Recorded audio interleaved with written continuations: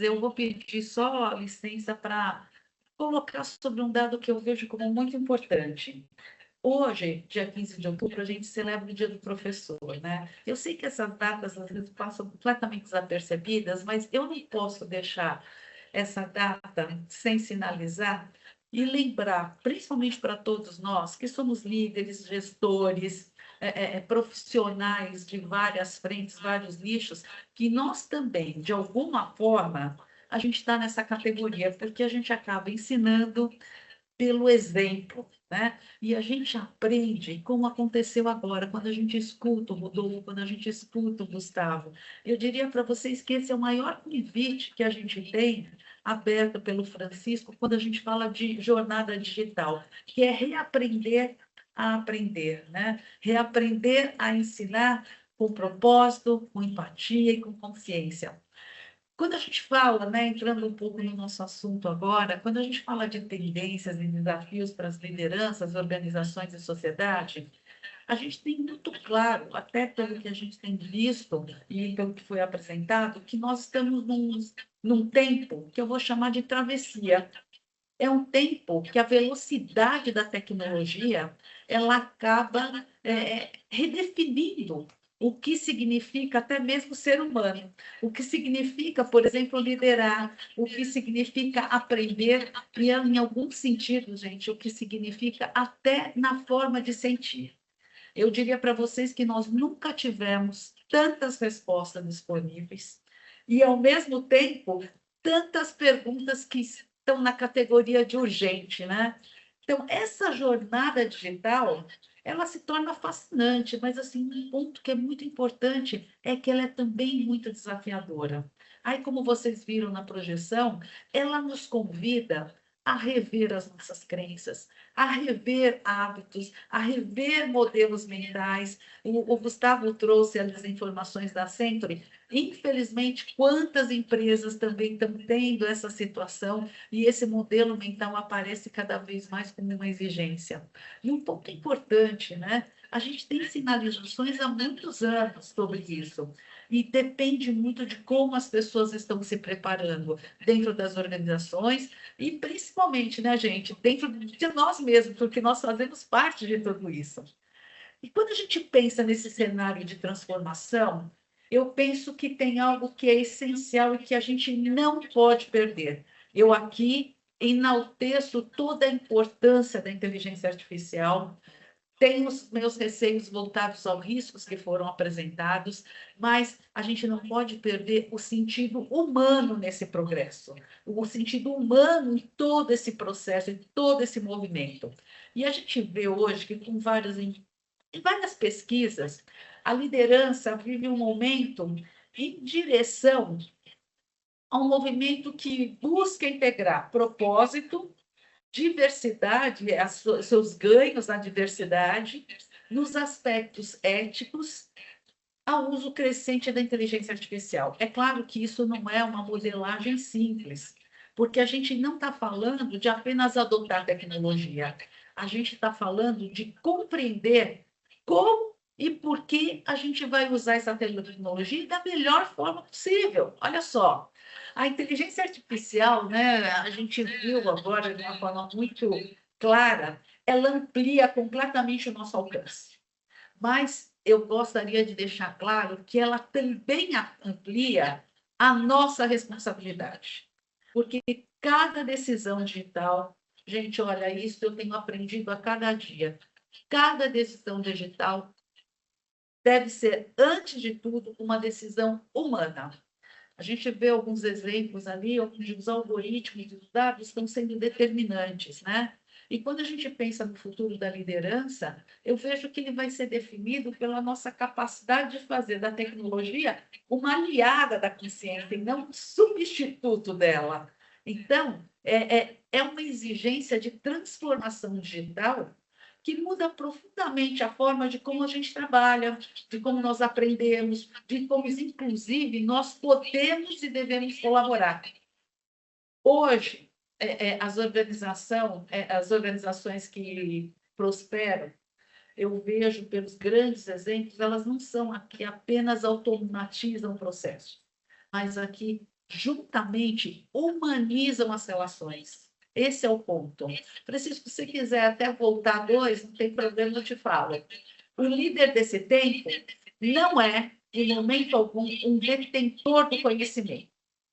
Ele é o curador dos sentidos. Ele é o cuidador das decisões, né? Ele vai fazer o orquestramento desses talentos. E eu fui executiva do Bradesco por muitos anos e lá a gente usava uma palavra que eu gosto muito e que tem tudo a ver. É o guardião de uma cultura viva, de uma cultura diversa, de uma cultura inclusiva. Então, nas equipes digitais, a confiança acaba se tornando o principal ativo. Isso é, sem dúvida alguma, mais do que comprovado e vem trazendo essa necessidade ao longo da história, né? Agora, gente, a empatia é uma linguagem universal voltada à colaboração. E essa a gente não pode deixar de lado em momento algum. E eu diria para vocês que aqui nós chegamos num ponto que eu diria que é o central. O maior desafio que eu vejo na era digital é como a gente pode equilibrar a lógica dos algoritmos com a sensibilidade humana. Como é que a gente faz essa conexão? Francisco, por favor. E aí a gente vê que a tecnologia, ela, na verdade, processa informações com precisão, sem dúvida alguma. Mas o humano compreende contextos, ele lida com emoções, ele lida com dilemas éticos, e isso a gente jamais pode esquecer. Por isso, para mim e para tudo que eu tenho visto e estudado os mercados, liderar nesse tempo exige mais do que nunca escuta, presença e discernimento, gente, porque é muito fácil a gente aportar valor dos algoritmos dos dados e tocar o barco. Quando a gente fala que a eficiência sem empatia, ela se torna algo muito pequeno, porque ela vira apenas automação. Então, a eficiência com a empatia, sim. A inovação, por exemplo, se a gente pensar, para mim, ela é muito clara que a inovação sem ética é um risco, gente, disfarçado de avanço. Por favor, Francisco. E a verdadeira liderança, que a gente vai chamar de liderança consciente, é aquela que vai integrar a razão, a emoção, a tecnologia e valores, performance e propósito, e essa combinação vai assegurar que a gente tenha decisões mais sustentáveis, decisões justas, principalmente, né? E que sejam mais humanas também. E aqui eu gostaria de deixar muito claro que eu não estou romantizando nada. A gente está olhando no mercado que é determinante para que a gente possa ter essa jornada digital, não transformando apenas empresas, mas vendo, assim como o Rodolfo trouxe, o quanto ela redefine sociedades inteiras, gente. A gente muda a forma como a gente educa, como nós nos relacionamos, como nós produzimos e, inclusive, como nós consumimos. É só a gente pensar no nosso dia a dia. Eu já tinha visto a informação do Rodolfo com relação ao tempo, né, que a gente dedica aos aspectos de internet, e a gente vê isso em todo lugar, em casa, no trabalho, no restaurante. Então, assim, são cuidados que cabem estar muito à frente do que a gente precisa. E tem uma pergunta que eu diria para vocês, nesse contexto todo, Francisco pode mandar ver, que é essa interligação desses pontos. Mais um. E que a gente acaba indo para o próximo ponto, que é, por favor, Francisco, é que nós estamos garantindo que essa inclusão, essa transformação, ela seja ética, ela seja inclusiva e ela seja sustentável. Por favor, Francisco. Então, nesse sentido, a gente está lidando aí, pode ter muita clareza, que os algoritmos, vamos pegar aquele desenho que o Rodolfo utilizou, estou mais utilizando a apresentação dele do que qualquer outra coisa. Os algoritmos, eles aprendem como naquela máquina conosco, né? Nós alimentamos as inteligências artificiais. Então, nós colocamos as nossas escolhas, colocamos os nossos padrões e colocamos também os nossos vieses. E isso vocês sabem que nós já tivemos várias situações desafiadoras no mercado, e é mais um cuidado que nós temos que ter. Se nós não tivermos, eu diria para vocês, atentos, nós podemos amplificar desigualdades em escala digital, e isso é extremamente perigoso. Por isso, eu reforço, o papel das lideranças, ele vai muito além de resultados. É como a gente une o IA para que a gente forme uma consciência crítica. Como é que a gente promove o entendimento? Como é que a gente assegura que a tecnologia seja uma ponte e não um filtro entre as pessoas? Talvez esse seja um ponto extremamente significativo também. Ponte e não filtro, porque o futuro da liderança ele está sendo desenhado agora. O futuro a gente começa no hoje, não é que amanhã. Começa agora nas decisões de cada um de nós, no nosso dia a dia, do que a gente leva para a organização. E aí, Francisco, ele pede 3 competências que são, na minha opinião, essenciais, perdão. Pode colocar, Francisco. A primeira delas, eu estou chamando de consciência ética. Essa consciência ética, ela existe para que a gente possa decidir com integridade, quando a gente lida principalmente em contextos ambíguos. O segundo ponto, a gente está falando de sensibilidade humana. É como a gente vai manter empatia em meio à automação, porque isso é mais do que possível. E, por último, eu deixei coragem adaptativa, porque para a gente transformar, a gente tem que transformar sem perder o propósito. Até porque ignorar as relações é praticamente fragilizar o nosso corpo, é fragilizar nossa mente, é fragilizar todo o tecido que nos sustenta como seres humanos, né?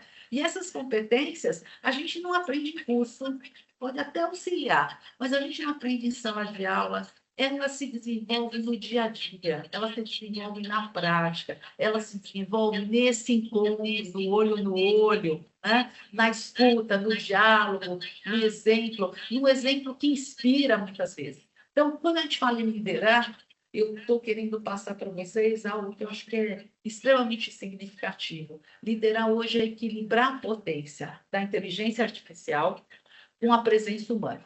Até porque, vamos lembrar que a IA pensa por padrões. E nós temos a alavanca do propósito, da onde a gente quer. Então, entender que a tecnologia sem alma é uma ferramenta, mas com propósito, ela se torna uma poderosa alavanca de transformação social. Unindo esses 2 pontos é uma coisa vibrante mesmo.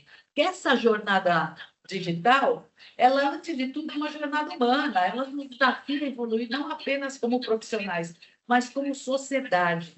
E, assim, a minha experiência, ela deixa claro que a necessidade da atenção e até da preocupação com aspectos éticos para mim, a clareza da tecnologia sem ética, sendo um poder sem propósito.